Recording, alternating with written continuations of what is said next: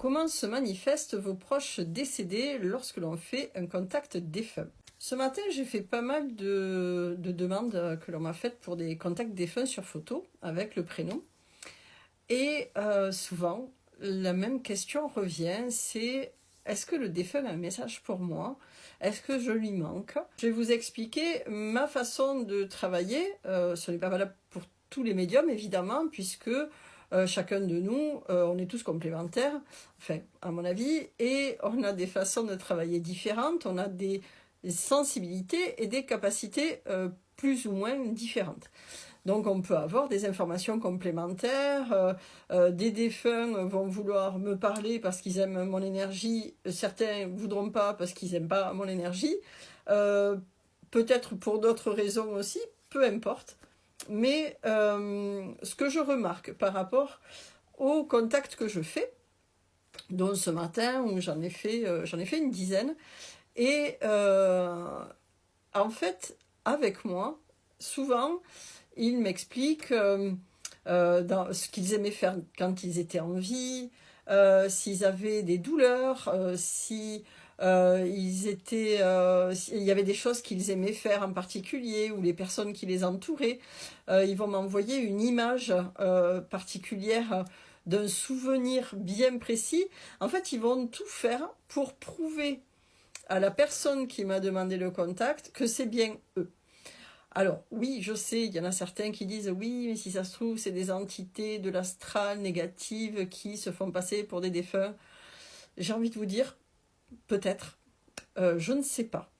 Moi, ce que je vois, c'est que on a tous, moi aussi, évidemment, perdu un être cher. Et si ça peut nous faire du bien, si ça peut nous apaiser, nous permettre d'avancer, nous permettre de faire notre deuil, j'ai envie de dire, c'est le principal. Voilà, tant que c'est bon pour nous. Après, dans mes croyances, si c'est bon pour nous, ça a plus tendance à être des guides. Ensuite, si moi, dans ma façon de pratiquer, je vérifie toujours avant de travailler que je sois bien ancrée, que j'ai un taux vibratoire élevé, que je sois propre énergétiquement. Et de ce fait, je me connecte à l'âme du défunt. Il y a peu de chances que ce soit une entité astrale ou je ne sais pas quoi. Ensuite, vu que les défunts avec qui je communique, je précise, je vérifie aussi à chaque fois qu'ils soient bien dans la lumière. Sinon, effectivement, là on est sur un cas d'âme errante et ce n'est pas du tout le même travail et en plus ce n'est pas leur place. Donc voilà, la communication sera différente puisque je leur explique que ce n'est pas leur place, qu'ils sont encore en souffrance et qu'il faut qu'ils montent dans la lumière pour être en paix, pour être libérés de leur mal, en fait, de leur souffrance. Donc les êtres qui sont montés dans la lumière, les humains décédés qui sont montés dans la lumière, ils sont dans une vibratoire haute comme les guides. De ce fait, comme les guides, quand on vous explique pour la loi d'attraction, ils ne peuvent pas recevoir les mots négatifs parce qu'ils sont dans une vibration aussi haute que les guides. Donc les nœuds, les pas, les jamais, les plus, enfin tous les mots comme ça, en fait, on va dire que ça c'est le neutre, d'accord? Donc un défunt qui est dans la lumière ne pourra pas vous dire « tu me manques » parce qu'il n'y a pas le mot « manque » là-haut. Donc il va dire « je pense à toi, je t'aime, je suis fière de toi », des choses comme ça. Mais si vous demandez « est-ce que je lui manque ?» Non, en fait. Mais ça ne veut pas dire qu'il ne vous aime pas, ça veut juste dire que le mot « manque » fait partie de notre monde, du monde des vivants. Le manque, c'est une émotion négative. Elle est ici. Donc, évidemment qu'ils pensent à vous, ils sont H24 avec vous. Et une personne m'avait demandé si ils viennent à se réincarner. Du coup, quand on montera, on ne les verra pas. Et j'ai beaucoup aimé cette question.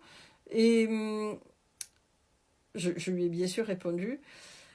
En fait, en chamanisme, on dit que l'âme reste toujours à la source et la partie qui s'incarne dans un corps humain, c'est une partie, une extension de l'âme, mais ce n'est pas l'âme entière.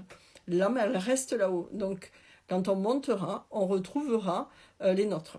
C'est aussi pour ça, ça arrive que avec certaines personnes âgées, j'allais dire dans les EHPAD, mais pas que, évidemment, mais certaines personnes âgées disent voir une sœur, un cousin, son papa, sa maman, devant eux, alors qu'ils sont décédés, mais ils viennent les chercher, en fait. Donc oui, on va les retrouver, nos proches, même s'ils se sont réincarnés. Par rapport au « tu me manques », ça ne veut pas dire que quand un médium dit « vous lui manquez », il vous ment, c'est pas ça. C'est une façon d'exprimer ce qu'ils veulent dire, c'est-à-dire « je pense à toi »,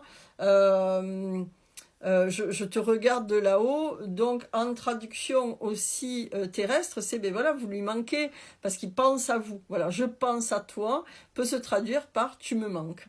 Donc quand un médium ou une médium vous transmet des informations et qu'il y a des mots négatifs, c'est pas que la personne est en train d'inventer des choses.